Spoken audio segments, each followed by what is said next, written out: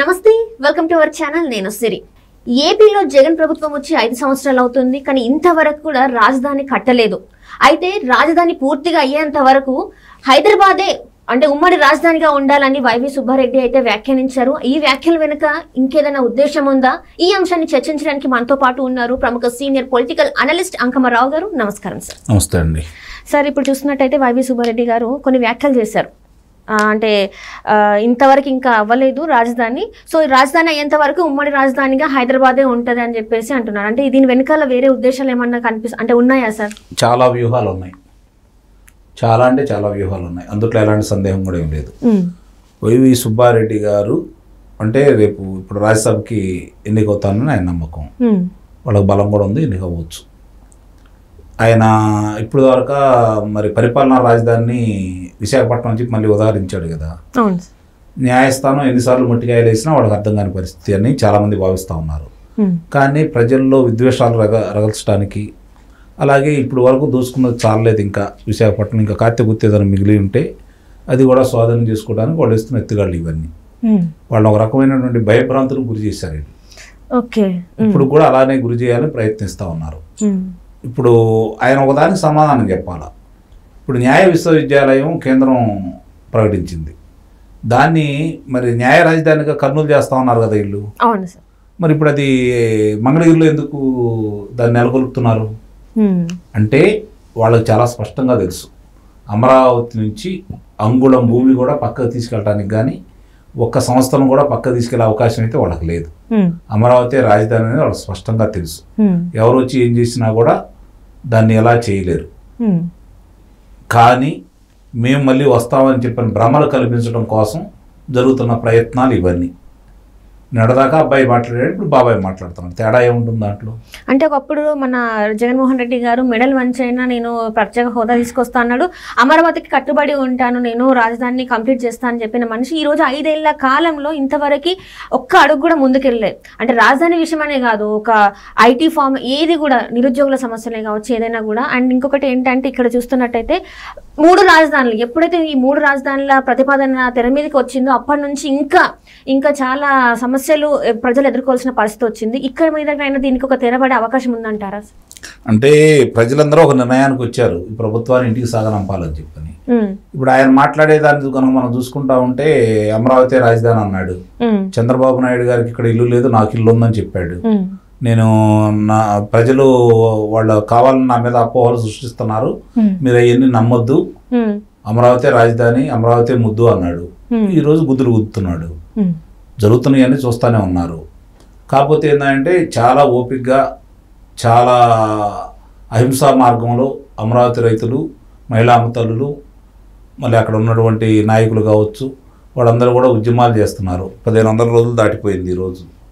అయినా సరే వాళ్ళు ఎక్కడ కూడా అవాంఛనీయ సంఘటనలు జరగనీయకుండా అహింసా మార్గంలోనే వాళ్ళు న్యాయపరంగా వాళ్ళు పోరాటం చేస్తూ ఉన్నారు.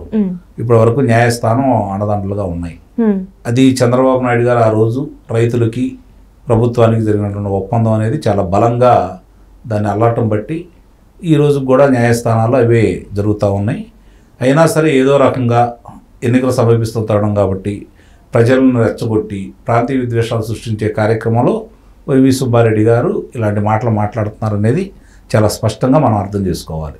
Right sir.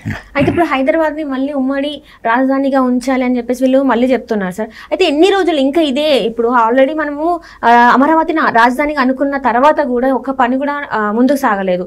ఇప్పుడు ప్రజల్ని మళ్ళీ మభ్యపెట్టడానికి హైదరాబాద్ మళ్ళీ కొన్ని రోజులు కొనసాగింపుగా మళ్ళీ హైదరాబాద్ని పెట్టాలి అంటే ఇది నమ్మశక్యంగా ఉందా సార్? అంటే ఇది ప్రజలు ఇంకా నమ్ముతారా? ఇంకా ఏమంటారు, మభ్యపెట్టి చర్యలే తప్ప ఎక్కడ కూడా అభివృద్ధి వైపు అడిగేసేలాగా కనిపించట్లేదు. సో ఇది ఎలా చూడాలి సార్?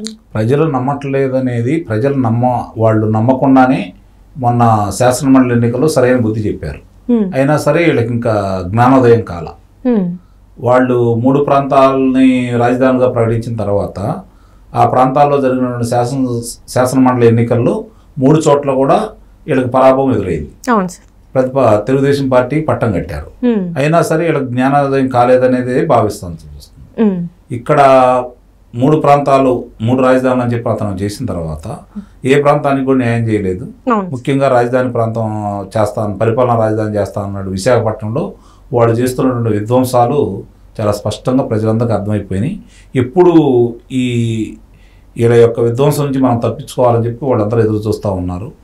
గతంలో కూడా మంచి విశాఖపట్నంలో 4 స్థానాలకు కూడా ప్రజలు ఆ రోజు గతంలో హుదూ తుఫాన్ అప్పుడు చంద్రబాబు నాయుడు చేసినటువంటి కార్యక్రమాలు దృష్టిలో ఉన్నాయి కాబట్టి వాళ్ళు 4 శాసనసభ్యులను గెలిపించుకున్నారు అక్కడ తెలుగుదేశం పార్టీకి. ఇప్పుడు వినిపిస్తున్న మాట ఏంటంటే ఉత్తరాంధ్రలో ఉన్నటువంటి 34 నియోజకవర్గాల్లో 3 నియోజకవర్గాలు కూడా వాళ్ళు గెలిచే పరిస్థితి లేదు అనేది బలంగా వినిపిస్తున్నటువంటి మాట. కాదు మళ్ళీ మేమే వస్తామని చెప్పి అనడం వల్ల ఇంకా ఆ 3 స్థానాలు కూడా కోల్పోయే పరిస్థితి వాళ్ళకి ఉంది. మళ్ళీ రాజధాని ఎత్తుగడలు ఇవన్నీ చూసిన తర్వాత ప్రజలు ఏంటంటే ఒక స్పష్టమైనటువంటి తీర్పు ఇవ్వడానికి సిద్ధంగా ఉన్నారు. ఆ తీర్పు ఎలా ఉంటుందనేది వాళ్ళకి తెలుస్తుంది కాబట్టి సహజంగా వాళ్ళు గుర్తుపెట్టుకోండి, అధికార పార్టీ మళ్ళీ తిరిగి అధికారంలో రాబోతుందని దానికి సంకేతాలు ఏంటంటే ప్రతిపక్ష పార్టీలో ఉన్న వ్యక్తులు అధికార పార్టీలో చేరి శాసనసభ్యులు కావచ్చు, నాయకులు కావచ్చు, అధికార పార్టీ పంచం చేరతారు. ఎందుకంటే మళ్ళీ అధికారంలో రాబోతుంది కదా అని చెప్పి. కానీ ఇక్కడ దానికి తిరిగి ఇలా శాసనసభ్యులు కావచ్చు, లోక్సభ సభ్యులు కావచ్చు, శాసనసభ మండలి సభ్యులు కావచ్చు, ఈ పార్టీని వదిలిపెట్టేసి ప్రతిపక్ష పార్టీ ముఖ్యంగా తెలుగుదేశం పార్టీలో ఎక్కువ మంది చేరారు. అలాగే ఒక లోక్సభ సభ్యుడు, ఓ శాసన మండలి సభ్యుడు వెళ్ళి పవన్ కళ్యాణ్ గారి దగ్గర జనసేన పార్టీలో కూడా ఏరటం కూడా జరిగింది. అంటే దీన్ని బట్టి చాలా స్పష్టంగా ప్రజలకు అర్థమవుతుంది ఏంటంటే అధికార మార్పిడి అయితే జరగబోతా ఉంది. ప్రజల అభిప్రాయాన్ని నాయకులు కూడా గుర్తిస్తారు కాబట్టి వాళ్ళు ఇప్పుడు రేపు జరిగిపోయే ఎన్నికల్లో వీళ్ళకి తీవ్రమైన పరాభవం ఎదురవుతుందన్న ఉద్దేశంతో పక్క పార్టీలు కలిసి చూస్తున్నారు. అది చాలా స్పష్టంగా అర్థమైపోయింది.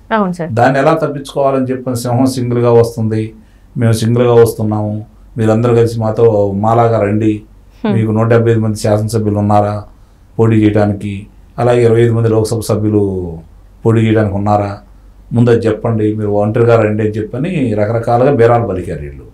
మరి ఇప్పుడు 6 విడతలుగా వాళ్ళు ప్రకటించారు. ఎందుకంత అవసరం వచ్చింది? 175 మందిని ప్రకటించవచ్చు కదా. అంటే ప్రజల్లో తీవ్రమైన వ్యతిరేకత ఉంది. మన దగ్గర నుంచి ఇప్పుడు కనుక ప్రకటిస్తే ఇప్పుడు కొంతమందినే చూసాము, ఇంకా ఎక్కువ మంది శాసనసభ్యులు బయటకు వెళ్తారనే భయం కొద్దీ వాళ్ళు మభ్యపెట్టడానికి మాత్రమే ఇలాంటి మాటలు, ఇలాంటి కార్యక్రమాలు చేపడుతున్నారనేది స్పష్టంగా ప్రజలకు కూడా అర్థమైపోయింది. ఓ స్పష్టమైన తీర్పు ఇవ్వాలని చెప్పి ఒక నిర్ణయానికి వచ్చారు. తిరిగి తెలుగుదేశం పార్టీ అధ్యక్షుడు చంద్రబాబు నాయుడు గారిని ముఖ్యమంత్రిగా చేసుకుంటేనే రాష్ట్రం బాగుంటుంది, బాగుపడిద్ది అనే ఆలోచనలో వాళ్ళు ఉన్నారని, అలాగే ఇప్పుడు రాష్ట్రంలో ముఖ్యమంత్రి పదవి అనేది జగన్మోహన్ రెడ్డి గారికి అవసరం. ఎందుకంటే తిరిగి తన మీద ఉన్న అభియోగాలు కావచ్చు, న్యాయస్థానాల్లో తిరిగి ఆయన వెళ్ళే అవకాశం లేకుండా ఉండాలి అంటే ఆయనకు అధికారం అనేది కావాలి. అధికారం ఆయనకు అవసరం, ప్రజలకు చంద్రబాబు నాయుడు గారు అవసరం. చూడాలి మరి దీన్ని బట్టి ఏ విధమైనటువంటి తీర్పు ఇస్తారు అనేది ఒకసారి కనుక మనం అర్థం చేసుకుంటా ఉంటే ప్రజలైతే మాత్రం ఇప్పుడున్న పార్టీకి, అధికారంలో ఉన్న వైఎస్ఆర్సీపీ పార్టీకి ప్రతిపక్ష హోదా కూడా రాకూడదని కోరుకుంటున్నారు. వాళ్ళ ఆశలు నెరవేరాలని కోరుకుంటున్నారు.